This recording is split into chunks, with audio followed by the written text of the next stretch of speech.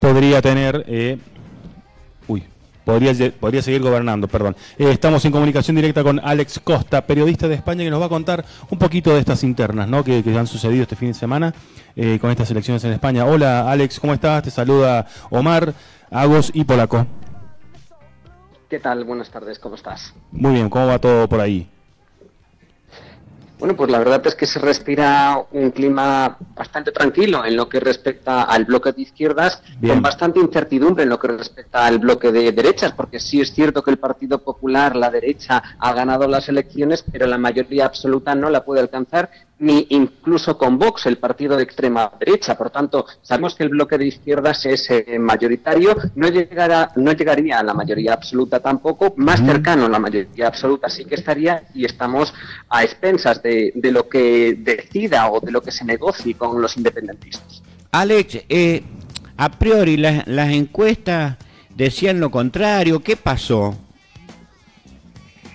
Bueno, cuando el presidente del gobierno, Pedro Sánchez, decía que tenemos un sistema mediático que está orientado en incentivar a la derecha, efectivamente no se equivocaba. Todas las encuestadoras, en este caso, le daban una mayoría absoluta al bloque, en este caso conservador, al bloque de derechas. Hemos visto que la sociedad ha respondido completamente diferente, el bloque de izquierdas tiene la mayoría, y es precisamente algo que hay que poner sobre la mesa. ¿Por qué esas encuestadoras no se han ceñido a la realidad social que deberían haber representado, ¿no?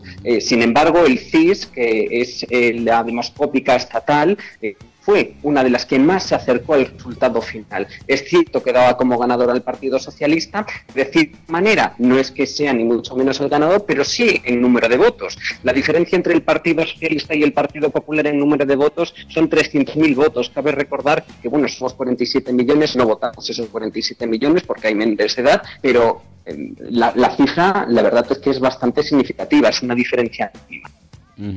Algunos analistas decían, España ha bajado la inflación sustancialmente, ha crecido el empleo. ¿Ha bajado? Disculpa. ¿Cómo?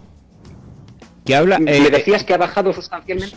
La inflación en los últimos tiempos, ha crecido el empleo. Entonces, antes de las elecciones estoy hablando, ¿no es cierto? Ya decían, entonces, ¿por qué el pueblo se va a volcar a un cambio a la derecha si hay un buen momento está atravesando España? ¿Es así o no? Pues lo estamos viendo que la sociedad no se ha volcado por ese cambio, que tenemos unos votos que incentivan a la izquierda. Se sabe, pasa en todos los países, el partido que está en el gobierno suele desgastarse, suele obtener menos escaños en las siguientes elecciones. Pues ha pasado justo lo ha obtenido y un mayor número de votos. La realidad social es que en España somos uno de los países con menos inflación dentro de la Unión Europea. Hemos solventado la crisis que teníamos, una crisis económica. Los datos económicos, hay más empleo que nunca, por tanto, eso la sociedad lo sabe y se plasmó ayer, sin ir más lejos, en las elecciones que hemos visto. Claro, fue importante el debate que tuvieron los principales candidatos presidenciales, que creo que iban a ser dos, y el candidato de derecha, alguna periodista le hizo una pregunta que lo incomodó, que no o le refutó lo que estaba diciendo, y después no se presentó al segundo debate. ¿Influyó eso o no usted desde su punto de vista?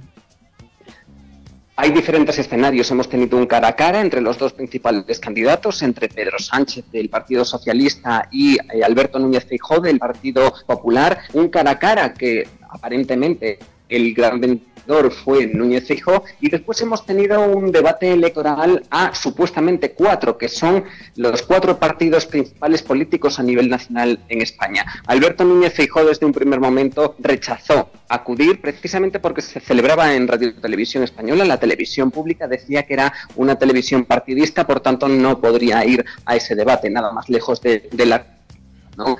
Cierto es que el otro debate, el cara a cara, se celebró en una cadena privada, una cadena que tiene cierto vínculo con la derecha, y mucha población española vio eso como una entrona al presidente del gobierno, ¿no? Lo que sí influyó son las continuas contradicciones de Alberto Núñez Feijóo, que tuvo una última semana de campaña horrorosa, afirmaciones que eran completamente falsas, y es lo que dices tú, precisamente esa periodista de televisión española fue la que puso sobre la mesa todas esas falsas que fue contando a lo largo de la semana.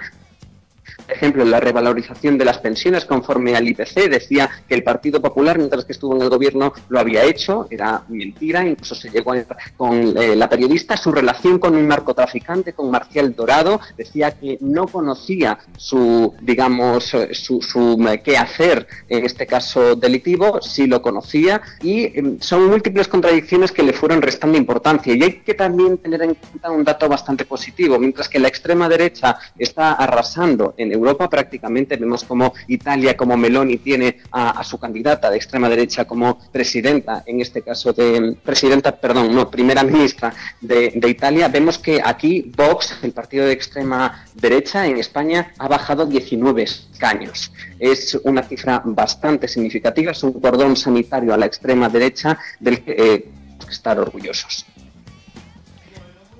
Lo que quería saber es en relación a la participación ciudadana, si se presentó la totalidad del padrón. Bueno, presentarse la totalidad del padrón, eso es una utopía. Es cierto que subió la participación en 4 puntos. También es cierto que hemos batido récords respecto al voto por correo. Cabe recordar que aquí es verano, estamos a 23 de julio. En este caso, todo el mundo de vacaciones. El voto por correo ha aumentado mucho y la participación en términos generales ha subido 4 puntos.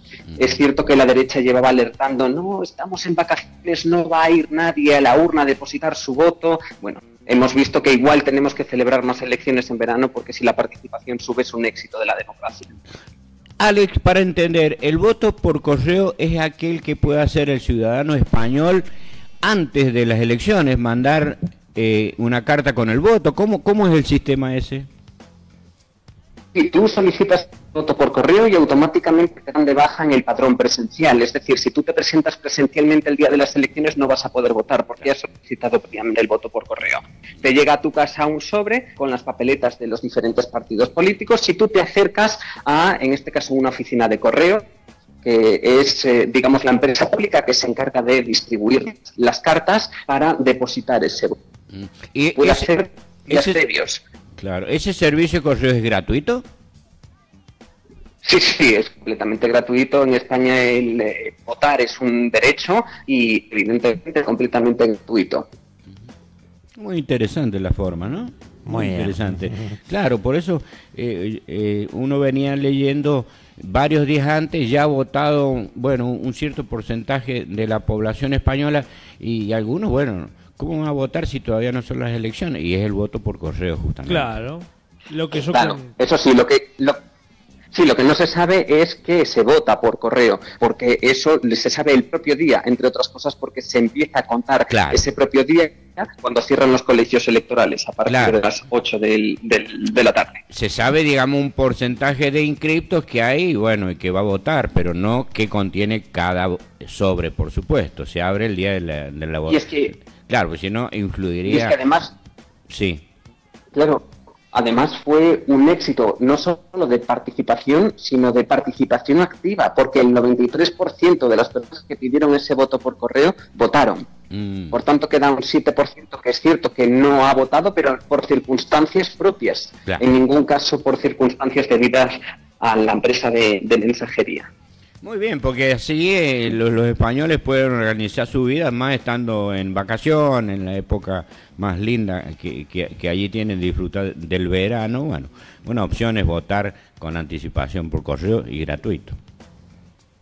Bueno, y además que se puede pedir también por internet ese voto. Tú no te tienes que acercar al propio establecimiento. Tú a través de un certificado digital puedes solicitar el voto y te lo envían al sitio en el que estés residiendo o el sitio en el que quieras, y puedes votar en cualquier oficina de correos distribuidas por toda España. Por tanto, las facilidades, como se ha podido ver, han sido significativas. Muy bien, y para concluir, la última por mi parte, ¿cómo amaneció España hoy?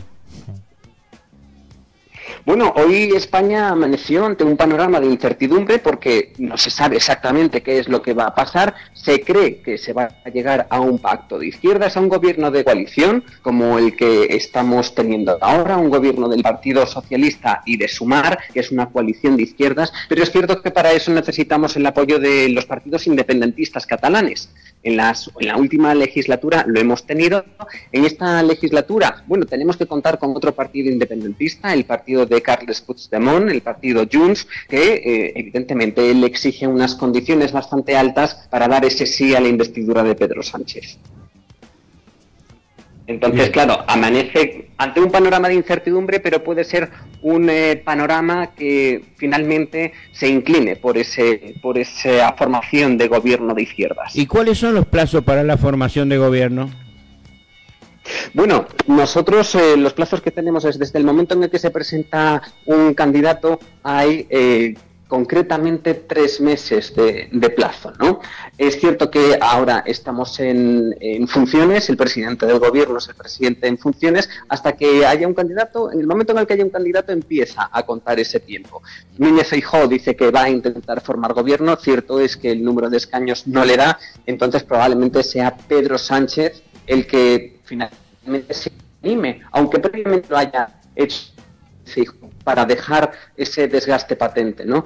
Y lo más previsible sería, en caso de repetición electoral, nos tendríamos que ir a enero, porque la disolución de las Cortes tiene también unos plazos establecidos en la Constitución, y lo más previsible sería, en caso de repetición electoral, tendremos que ir otra vez en enero a votar. Claro. Y en caso de ¿Pedro Sánchez quiere seguir siendo mandatario en España? Sí. No, en caso de que quiera seguir siendo mandatario en España, ahora mismo empieza el rey una serie de contactos con los representantes de los partidos políticos. Si Núñez Feijóo no quiere formar gobierno, porque inicialmente se suele respetar al partido ganador para esa primera ronda de contactos, para que vaya primero a hablar con el rey, si Núñez Feijóo declina, en el momento en el que Pedro Sánchez diga puedo formar gobierno, en cuestión de 2 semanas, sin problema ninguno, en el momento en el que se entreguen las actas a los diputados, ya se puede poner en completo funcionamiento, en este caso, España, ¿no? En la cuestión política. Bien, muy bien, Alex, muchísimas gracias. Gracias a vosotros. Un placer, como siempre, acompañándonos todas las mañanas en el aire de la Finura FM Radio. Así pasaba Alex Costa, periodista de España, que nos contaba todo lo que sucedió ayer en las elecciones generales.